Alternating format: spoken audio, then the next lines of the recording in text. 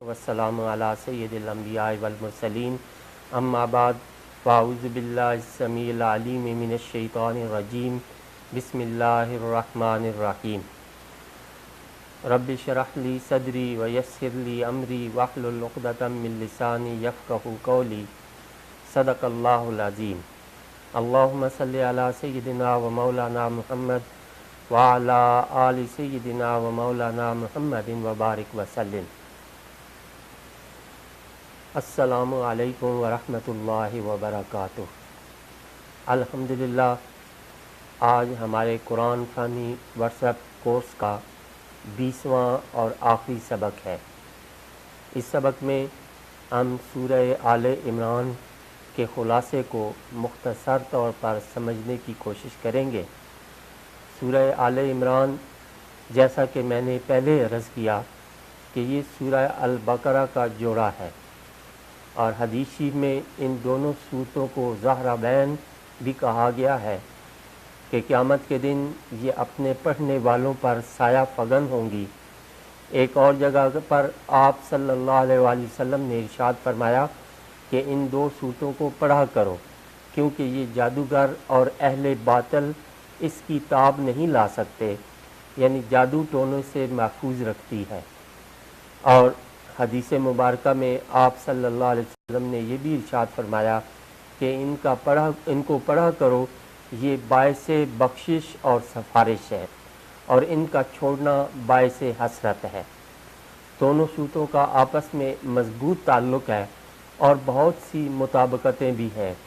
سب سے پہلی بات یہ ہے کہ دونوں کا آغاز حروف مقطعات الف لام میم سے ہو رہا ہے، اور اسی طرح دونوں کا اختتام دعائیہ کلمات پر ہو رہا ہے۔ اس سورہ مبارکہ میں بنیادی طور پر ایک مضمون ہے، اور وہ ہے حق پر ثابت قدمی، اور یہ ثابت قدمی عقیدے میں بھی ہو اور عمل میں بھی۔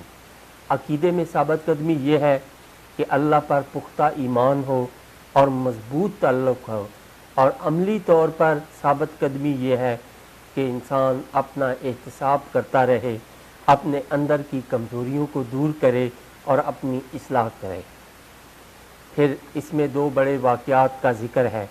پہلا واقعہ وفد نجران کی آمد کا ذکر ہے، اور اس کے متعلق بہت سی آیات طیبات ہیں، اور دوسرا واقعہ غزوہ احد کا ہے۔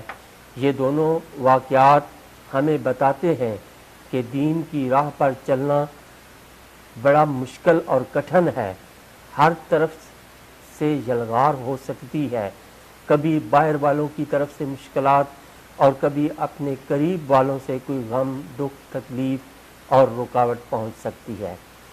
لیکن امتحان یہی ہے کہ امتحان ایمان کی اس راہ پر قدم نہ ڈگمگائیں، مشکل اندر کی ہو یا باہر کی، مومن کے لیے ثابت قدمی ضروری ہے، تب ہی وہ ان مشکلات پر قابو پا سکتا ہے۔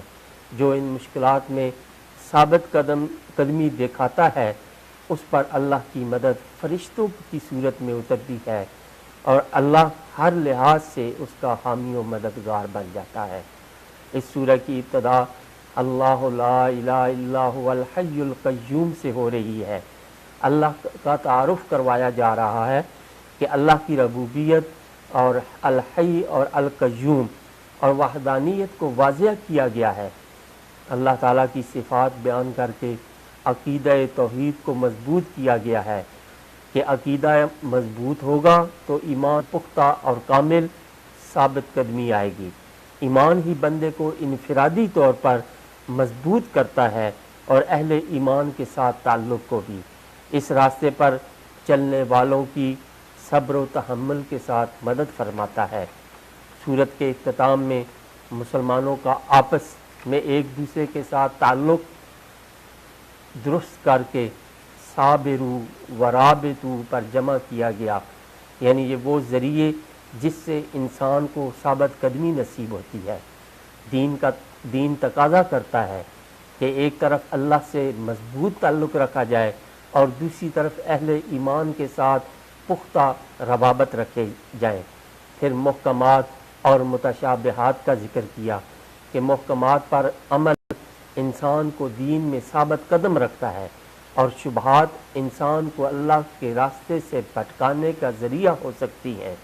پھر اس کے لیے دعا سکھائی گئی کہ انسان ان متشابہات سے کس طرح بچے۔ وہ اللہ کی بارگاہ میں عرض کرے، ربنا لا تزغ